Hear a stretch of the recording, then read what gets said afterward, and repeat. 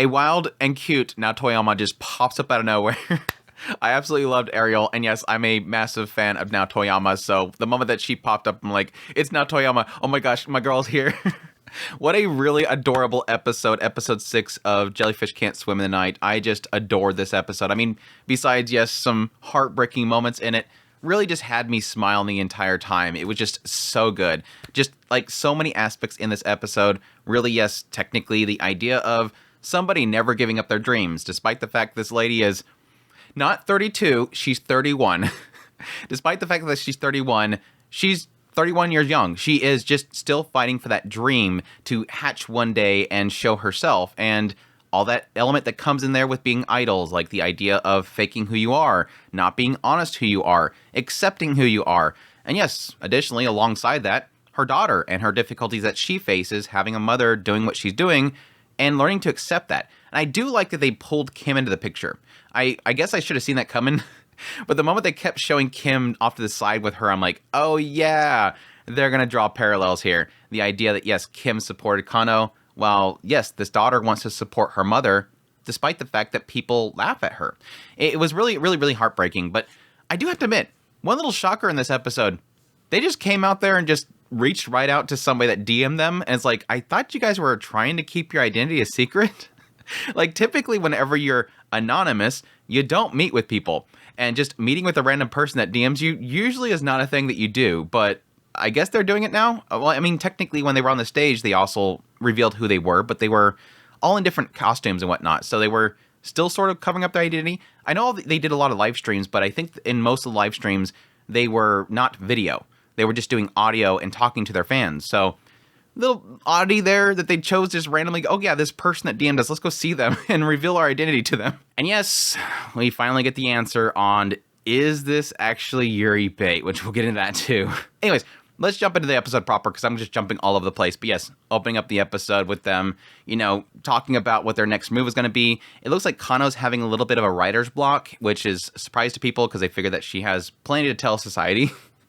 But additionally, yes, they get a DM. Oh, you have that DM. Why don't you go ahead and check out the DM? Apparently, Kiwi's turning into their social media manager, which I guess that makes sense because I was kind of curious what else she could do besides all the other things she's doing, like video editing and all that kind of stuff. Yes, she's going to be doing a lot of their social media stuff. So, yes, a DM came in from Miko. So, yes, we had the return of Miko. There was a side of me that kind of thought that she was going to make an appearance at some point. I didn't really expect it to go the direction it does, but still, yes, Miko is trying to make it big. She has one last chance to go viral, which, by the way, she did it. I got a kick out of that. At the very end, I'm like, well, there you go. She went viral. I guess they can't fire her now. Even though she just basically destroyed her career. I think that's kind of a sad thing that I'll get into in a minute, but that is a extremely sad thing that her career's unfortunately probably over at that point. But yes, she's trying to make her big debut. She's trying to go viral. Otherwise, they're going to fire her because, yes, she's not 32. She's 31. She's like, I'm 14 years in service. I thought she was going to say, like, I was born 14 years ago or something like that. But no, 14 years on top of that. Yeah, that's like 31. So, yeah, she's an adult. And, yes, for those who don't know, I'm not sure why you're watching the show and you don't know, idols are typically known for their youth. And when you get to a certain age, they want to get rid of you because they don't want old people. Old people don't sell. And yes, in the world of Japanese and anime and idols, if you're above 16, you're an old fart. It's just plain and simple. If you're above 16, you got one foot in the grave. So yes, they're like, yeah, we should probably ditch out in the situation. Just not going to work out. But no, she blackmails them with the posters that she got put up on that wall and they tore down, which honestly, I'd be like, okay, so we can either work with her by, you know, going in on this. I think it was like, what, $150 or something like that? It was like a little bit over $100. And they're like going to give up all their time to follow her around for $100. Like, I'd just be like, okay, here you go. I mean, why would you waste several days of your time that you could be working on producing your next project that's going to make a lot more money than just pay the bill? But anyways, it's a cute reason to get them to work. But I did get a kick out of the fact that later on, once they get the whole situation of Miko and her daughter and everything, Mahiru's over there like, oh my gosh, now I feel bad for the posters. I'm so sorry. Because, yeah, this lady's working tirelessly for her daughter. And so those posters technically mean a lot. Those posters technically took food off the table, essentially. But, yeah, they decide to go ahead and just follow her around, see her daily routine, see how she's an idol. I got a kick out of the fact that at some point, Kano's like, she's not the idols that I know. And it's like, I guess, in implying the idea that she knows idols, obviously, because she was in the idol industry, and she knows the idol industry, but it seems like she doesn't know that idols are fake. Like, hello? She's like, well, what idols are you meeting? You actually meet idols that are truthful? That's what Oshina Ko was built off of. Oshina Ko's story is built off the lie. I mean, a lot of other ones. There's a ton of idol stories out there that are, yes, the concept is you sell a lie. Idols aren't that way when they're on the stage. Yes, idols do use the restroom, as much as people don't believe that idols use the restroom. Idols are fake. They sell a fake image. And so, yes, Kano being shocked by that's a little bit weird. But yeah, I guess it does play into Miko's story, because Miko is playing out this whole thing where she's lying to her fans, saying that she's only eating a salad, she's going to the gym, all this stuff. But no, in actuality, she's working tirelessly on multiple jobs. And yes, she has to eat a lot. She eats a lot. All that kind of stuff. And yes, the biggest surprise is when they go to their house and they find Ariel, her daughter. Again, not Toyama. God, I adore her voice. Yes, their daughter, Ariel. Which is where things get really, really, like, it just completely twists the knife. Like, just the aspect that, yes, this lady is working really hard and she's a loving mother at the same time. And it seems like when she gets home, she's completely a different person. Like, over here, she's a liar. Then when she comes home, she's natural to her daughter. She loves her daughter. She's taking care of her. Even though she claims that her daughter handles everything and allows her to do what she needs to do, her daughter on the opposite end are like, no, that's not true. She works so hard for me. And she makes the cutest outfits and all this stuff. It was just, it was just so adorable. I loved it. But no, this causes a problem because, yes, Kano has to write a story, which gets into the whole thing about parents. And that's a really interesting thing to start to get into with Kano, because obviously we know that there's a friction between her and her mother. And it kind of just concluded the way that I kind of assumed it would be. She asked Mahiru about her mother because she's trying to get ideas for this whole thing. Mahiru's like, we're normal. We have normal problems. I have things that I can't tell her, but when I need advice, I get advice. We're normal. But on Kano's end, when she presses her and she kind of stops herself at some point, Kano just, divulges it. Yes, she was a mother, but at some point she became a business partner. Like, the moment I became an idol, I was no longer her daughter in her eyes. I was an idol. I was Tachibana. I wasn't Kano. Now, yeah, obviously that's a sad reality, but at the same time, I kind of assumed that direction it was going to go. My question at this point, though, is because they're bringing it up, yes, my mind immediately goes to, but is that really the case? Like, at some point, did you realize that you chose that? That you are thinking that she sees that, and thus she gave up at some point? I mean, obviously, we're not seeing that her mother is coming to see her. We're not seeing any interactions. We're not seeing... I don't think we've ever seen her phone pop up with a message from her mother or whatever, that maybe I'm just forgotten. It's obviously implying that her mother has never contacted her, and that would make sense that if she only seen her as an idol, then maybe she never really kind of reaches out to her. But yes, technically, Kano's sister has pointed out the idea that she kind of locked herself up. Again, maybe she disconnected herself from her mother and didn't want to listen to her mother. Maybe she thought that she disappointed her mother, and thus she thought that whenever her mother tried to reach out to her, she just wanted to get on to me. She wanted to hate me. That's a question there. I mean, we could get to a point, at some point, where she's finally confronted by her mother, and her mother says, I thought I hurt you. I thought you didn't want to see me. All that kind of stuff kind of brings up. But, well, we'll see. She could just be a nasty mother. She just could be a nasty mother. But yes, that's when we get a little follow-up from our little bomb that we dropped at the end of the last episode. Yes, the big question mark, is this series going Yuri? Because yes, Kano just pecked her on the cheek. And so it obviously implied there that there's a little bit of romance. They both said they like the other person in the usual terms of not like aishiteru or anything like that, like some deep love. But there's still like a love there. And Kano took it another step by the peck on the cheek. So Mahiru was trying to calm things down a little bit, just to kind of get her to joke around a little bit. And so she asked about the whole question, and Kano freaks out. Hey, why are you asking me that now? It got a little carried away. And it's just, oh, that's the usual you finally came back. But yeah, it was still like, I did kind of question that at some point early in the episode. I'm like, okay, they're hanging out with each other again, so I guess we're just gonna ignore that happened. I kind of have to expect this episode to open up with a lot of tension between the two of them. Like, are they going to be okay with each other? Are we going to do this whole thing where they're constantly going blush and look away from each other, and everybody's going, what happened? No, they just kind of carried on. And then at some point, she's asked her, hey, what was that whole thing about? Oh, I got carried away. I don't know. Because obviously, last episode, a lot of people were questioning, is this going to be Yuri bait? That's going to be the massive question mark. Is this going to be something they never address again after this point? Maybe they put it in there just to bring in the Yuri fans. Who knows? I don't really mind. I don't mind if it actually delivers something by the end of the season or it doesn't. It just shows that Kano has an attachment and she could have been getting carried away. It could just be that Kano has a deeper love or romantic love for Mahiru, and maybe we never really have it addressed. Maybe it's just a simple one-sided love thing that just kind of continues this way. I'm fine with either way. I don't immediately subscribe to the idea that it's, oh my gosh, this is not happening. But we'll see, though. We'll see in the coming episode, and maybe we'll discuss it again at some point. But anyways, putting that aside, moving on. We get a bunch of shots with Kim hanging out with Ariel. It seems like at some point the conversation goes to, okay, why aren't you wearing your usual frilly outfits?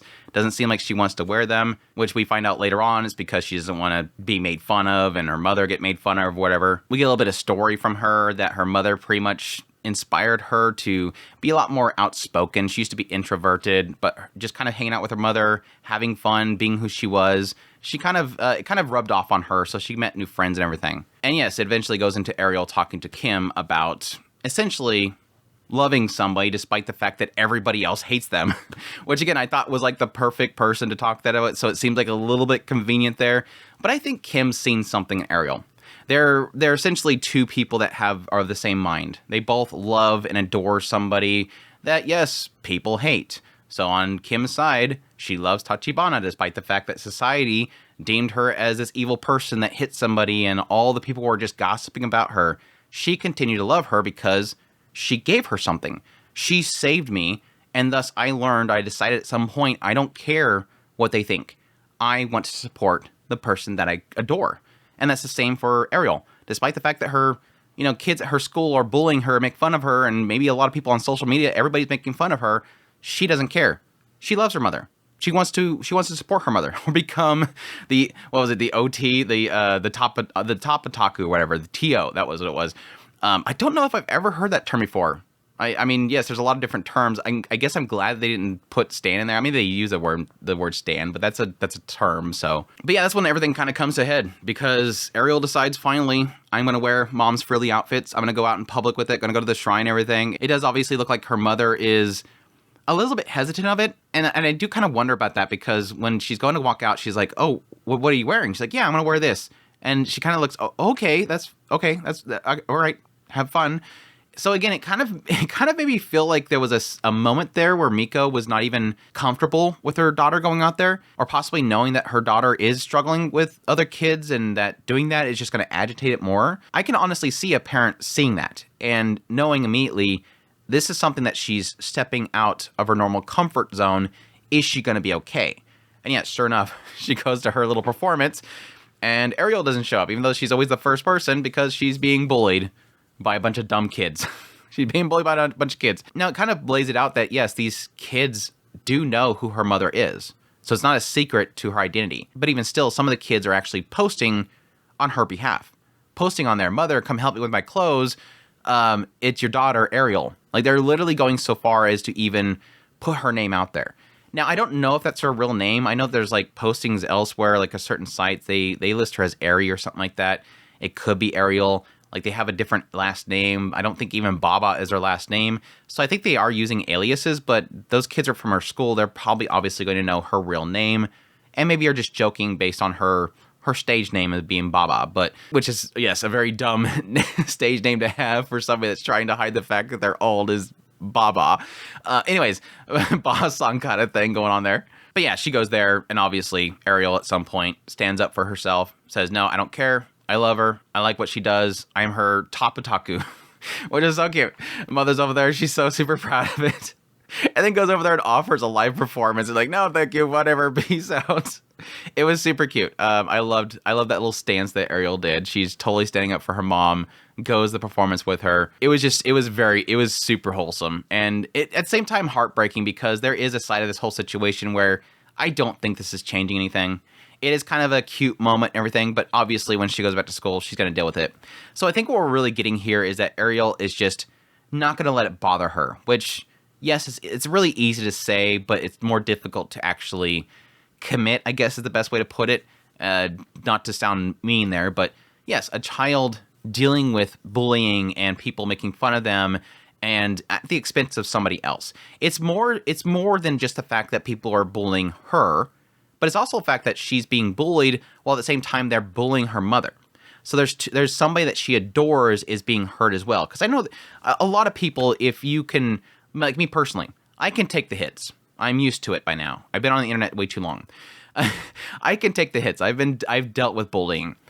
But when it comes to somebody talking about a family member, it hurts more. Like it infuriates me. Like somebody does it to me, it rolls off my back. I don't really care. Trolls, whatever. If somebody hates the fact that I have a beard, I don't care. But if somebody were to attack a family member, that's where it bugs me more. And so that's what Ariel's going to have to deal with. She's always been dealing with it, but now she's dealing with it more. So it's not like this is going to go away, but I think there is an aspect of her almost accepting it. Just taking it and putting on a new shield above herself, which I think is a good thing. She's grown a lot with this whole thing. She's no longer hiding it. She's just accepting it. And I think that's probably the big move there, is that she's now accepting it. Whereas before, she was actively not wanting to dress up like her mother, not wear those frilly outfits. It was a cute outfit. It was a cute outfit. But yeah, that's when we get the massive confession. Well, Kano and over there performing their great song, great animation, by the way. Zogo Kobo went nuts on it. It was fantastic. But yes, Miko finally shows up. And she just reveals everything. I've been lying to you all. I'm sorry. I'm actually 31. I'm divorced. And I have a daughter. It's like, what? I hurt here because, yes, that's career ending. As much as it's like an empowering moment and you want to celebrate for Miko, like, good girl, you're no longer lying and everything, but you just know that's career ending. There's no way in hell, if they cut to the next episode and she has a bigger audience or something like that, no, not, at least not in the idols industry. Now, what did come from it is that, yes, she got a ton of views. She went viral, just like her bosses want her to do, even though she technically revealed her identity, which is not something they like. But now they're stuck with her because she pulled it off. They could still fire her. It's not like it was I doubt it was a contract or something like that she could sue over. But no, it's a career-ending thing. Like, as a normal idol, she's done. But you can say that she might have an opportunity to build a bigger fan base outside of the idol industry, which, yes, is technically huge. If she can go viral, go online, get that audience coming in, because it does seem like people are commenting on her. Thank you.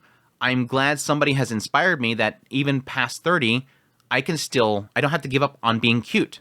I can still be cute because you're showing it to me. She's inspiring people not to give up on their dreams and desires of being what they want to be.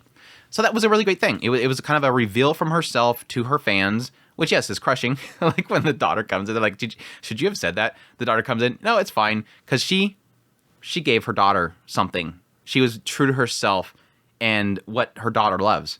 That's really the thing about this entire episode. And I think about it, this episode is about her lying and being this idol. But at some point, she finally reveals to the world the thing that she adores most, being a mother. She revealed the fact that she's a mother and she loves her daughter. She revealed to the world the thing that's precious most to her, which is her daughter. The thing that she's working so freaking hard on. It's so great. It's like a nice little message kind of sprinkled in there that just, again, twists that knife a little more. Super good. It was great. Again, fantastic little conclusion to the whole thing. And yes, she's got like 820K views and she's catching up to Geely's video. She's going to pass him up. The Baba Lollipop is going to get there first.